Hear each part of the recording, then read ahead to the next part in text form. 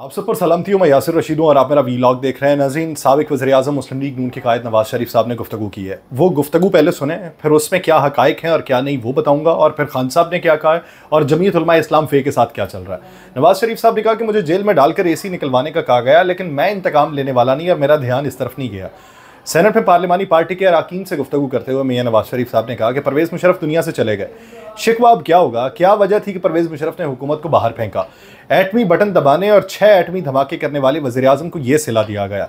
सवाल यह है कि आप उस वक्त की सवालात कर लेते तो आपको जवाबात आसानी से मिल जाते, या फिर जब आप हुकूमत में थे तो तब सवाल कर लेते जब वो हयात थे। उन्होंने कहा कि जंगला बस कहने वाले अरबों रुपए खा के गायब हो गए। मेट्रो बस को जंगला बस कहने वाले मुल्क उजाड़ के चले गए और पेशावर मेट्रो बस घपलों की इंक्वायरी सामने नहीं लाई गई। उन्होंने ये भी कहा कि कौम को भी मुवाजना करना चाहिए कि कौन क्या करेगा। हक को हक और सच को सच कहना होगा, और पाकिस्तान में गरीबों का जीना मुश्किल कर दिया गया। रोटी मुयस्सर है न सालन, बिजली इतने ऊंचे रेट पे मुयस्सर है, मैं तो घर घर बिजली पहुंचा कर गया था। ये ऊंचे रेट पे बिजली जो मुयस्सर है वो किस दौरे हुकूमत में है? यानी आप देख लें कि स्लैब्स जो मुख्तलिफ हुई वो किस दौरे हुकूमत में हुई। नवाज शरीफ साहब ने यह भी कहा कि मैं IMF के सहारे ढूंढने वाला बंदा नहीं हूं। हमने तो IMF को खुदा हाफिज कहा, ये लेके आए थे। दोबारा IMF क्यों आया? अब सवाल यह है कि अब जब दोबारा लेके आ रहे हैं तो वो कौन लेके आ रहा है? उन्होंने कहा कि इनकी शर्तों से गरीब क्यों मुतासिर नहीं होंगे। ऐसी पॉलिसी बननी चाहिए कि बिजली गैस सस्ती आए। इन दो चीज़ों पे फोकस होना चाहिए। उन्होंने ये भी कहा कि शहबाज शरीफ बहुत मेहनत खुलूस नीयत से काम कर रहे हैं। महंगाई कम और स्टॉक मार्केट बेमिसाल तौर पे ऊपर जा रही है, और मरीम नवाज को भी शाबाश। आटे और गंदम की कीमत ना बढ़ने में उनका भी किरदार है। मरीम ने महंगाई कम करने में अहम किरदार अदा किया, और ये सबूत है कि अल्लाह आपका हाथ पकड़ रहा है। खुलूस से नीयत से काम करेंगे तो अल्लाह मेहनत को रायगा नहीं जाने देगा। इसी तरह करते चले जाएं और शहबाज शरीफ भी मेहनत करते रहें तो मुल्क जो है वो बहरानों से निकल आएगा। मियां नवाज शरीफ साहब ने आज ये भी कहा है, खान साहब का नाम तो नहीं लिया, लेकिन नाम लिए बगैर कहा कि मैं वोट मांगने नहीं गया था कि असेंबली में एतमाद का वोट दो।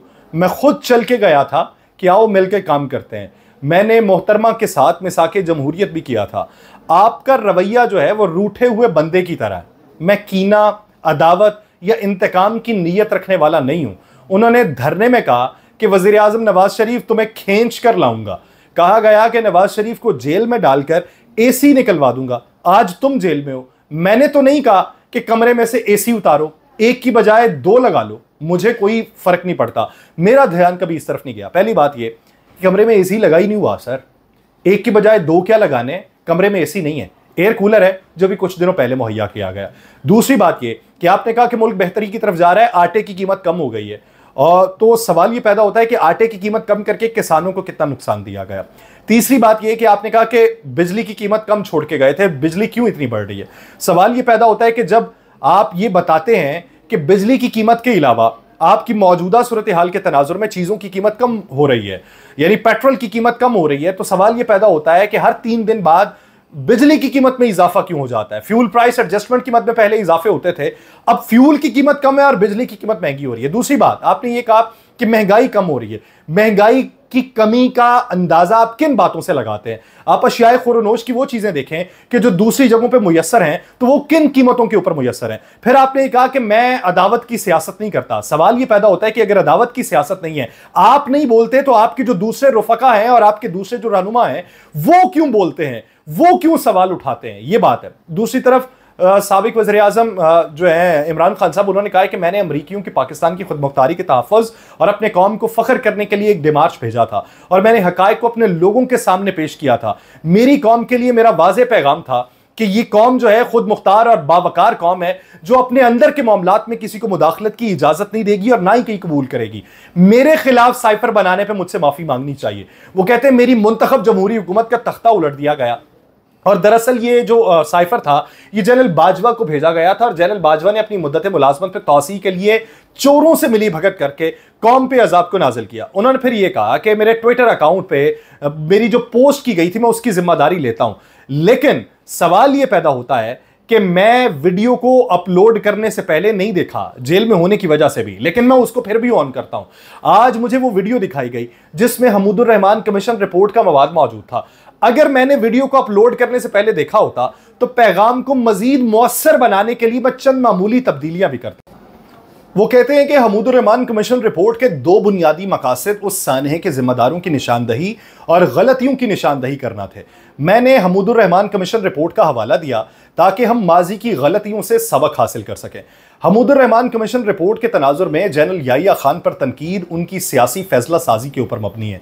मशरकी पाकिस्तान में तैनात जनरल याकूब और एडमिरल एहसन ने याहिया खान को मशरकी पाकिस्तान में फौजी कार्रवाई के खिलाफ मशवरा दिया, जिसकी बुनियाद के ऊपर फिर उन्हें मुस्ताफी होना पड़ा। और आइन जो है वो फौज को सियासत से मुकम्मल तौर पर दूर रहने का पाबंद करता है ताकि वो तनकीद का सामना किए बगैर अपने पेशा वराना फराइज को सरअंजाम दे सकें। हमूदुर रहमान कमीशन की रिपोर्ट में वाज़ेह तौर पर यह कहा गया कि जनरल याहिया खान पूरी तरह से सियासी फैसला साजी के अंदर मसरूफ थे और दुनिया भर में सियासी फैसलों को तनकीद का निशाना बनाया जाता है और जमहूरियत जो है वो ऐसी तनकीद की मुकम्मल हिफाजत करती है।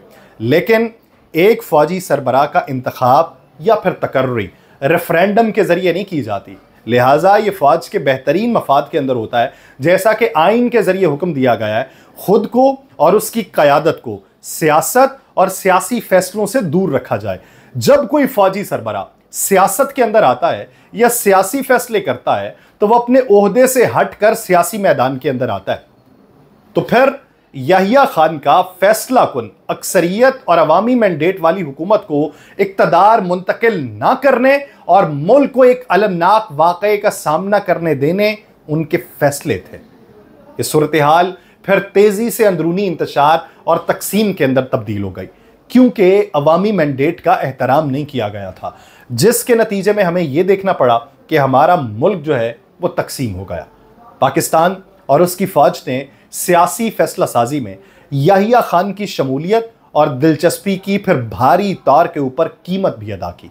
सियासी फैसले करने और सियासत के अंदर गहराई से शामिल होने के बाद जनरल याहिया खान के लिए फौज के पीछे छुपना नामुमकिन था। इसलिए हमूदुर रहमान कमीशन और तारीख दोनों ने उनके किरदार का तनकीदी तौर पर जायजा लिया।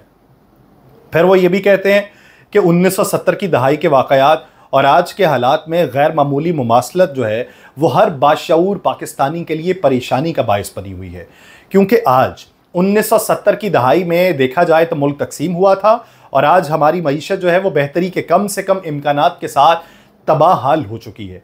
सिफ्स जो है यानी स्पेशल इन्वेस्टमेंट फैसिलिटेशन काउंसिल, उसके ज़रिए मईशत की बहाली की कोशिश बुरी तरह नाकाम हुई है और मुल्क की सबसे बड़ी और अवामी मैंडेट वाली पार्टी को लाकानूनियत के ज़रिए कुचलने से मईशत के अंदर बेहतरी नहीं आएगी। फेडरल इन्वेस्टिगेशन एजेंसी जो है वो तहकीकात करे कि अजहर मशवानी के भाइयों को किसने और किस जुर्म के अंदर अगवा किया। सोशल मीडिया वर्कर जो है वो हमारे हीरो हैं, कौम का असासा हैं, उन्हें और उनके अहले खाना को हिरासा करना बंद होना चाहिए। फिर साबिक वज़ीर आज़म इमरान खान साहब ने यह भी कहा कि मुआशी बेहतरी के इम्कानात उसी वक्त पैदा होंगे जब अवामी मैंडेट का एहतराम किया जाएगा और फैसला साजी अवामी मैंडेट के साथ जमहूरी तौर पर मुंतखब नुमाइंदों को सौंपी जाएगी।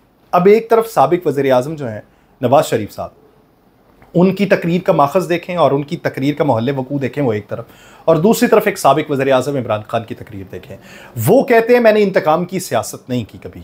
तो सवाल ये पैदा होता है कि अगर इंतकाम की सियासत नहीं है तो जो सहूलियात मिली हुई हैं जेल के अंदर, उन्हीं सहूलियात की बुनियाद के ऊपर आपके लोग आके वो प्रेस कॉन्फ्रेंस घंटा घंटा क्यों करते हैं? रिपोर्ट क्यों जमा करवाई गई है सुप्रीम कोर्ट के अंदर? उसको स्कैंडलाइज करने की कोशिश क्यों की गई? मीडिया वालों को वो फीड खबर क्यों की गई? वो तस्वीर क्यों वायरल करवाई गई? फिर दूसरी बात, आप कहते हैं कि इंतकाम की सियासत नहीं करते। यहां पे एक तरफ जो है वो अदालत रिहा करने का हुक्म देती है और आपकी प्रोसिक्यूशन डिपार्टमेंट या आपका जेल का अमला वो रिहा नहीं करता, दूसरे केसेस में जाके गिरफ्तारी डाल दी जाती है। क्या यह रियासती ईमा के ऊपर नहीं हो रहा? क्या यह हुकूमती ईमा के ऊपर नहीं हो रहा? और अगर यह नहीं हो रहा तो फिर बवांगे दोहल कहें कि यह हम नहीं कर रहे, ये तो कोई और कर रहा है। और अगर ये आपके ही अंदर हो रहा है तो फिर ये बयानबाजी, ये सिर्फ अपने आप को, यानी मैं खामोश रहूं और मेरे हरकारे जो हैं वो बोलते रहे और मैं कहूं मैंने तो कभी जबान नहीं खोली। तो अगर आपने जबान नहीं खोली तो वो किसकी ईमा के ऊपर जबान खोल रहे हैं, वो किसकी ईमा के ऊपर बात कर रहे हैं? तो ये दोहरा मयार जो है इसका खात्मा होना चाहिए। फिर एक बात, कि पाकिस्तान तहरीक इंसाफ और जमीयत उलमा इस्लाम फ़े के माबैन इत्तेहाद की जो बातें हैं, वो जो तहफ़्फ़ुज़ात हैं मौलाना फजल रहमान साहब के, वो खान साहब तक पहुँचा दिए गए हैं। तो उम्मीद ये की जा रही है कि 2 दिनों तक जवाब जो है वो जमीयत उलमा इस्लाम फ़े को भेज दिया जाएगा, और अगर वो उन टर्म्स एंड कंडीशंस के ऊपर राज़ी होते हैं तो ईद के बाद ये इत्तेहाद जो है ये हुकूमत को थरथली डाल देगा। अब देखना ये है कि हुकूमत जो है वो उससे पहले मुज़ाकरात की मेज़ पे आती है, क्योंकि पहला इकदाम हुकूमत की तरफ से उठाया जा सकता है। ये नहीं हो सकता कि एक तरफ आप इकदाम उठाने की बातें करें और दूसरी तरफ आपकी सीनियर लीडरशिप जो है वो मॉडल टाउन से बैठ के प्रेस कॉन्फ्रेंस करती रहे। ऐसे तो नहीं होगा। तो जो होगा वो फैसला कौन होगा, लेकिन ईद के बाद। मुझे दीजिए इजाज़त, अल्लाह ने के बाद।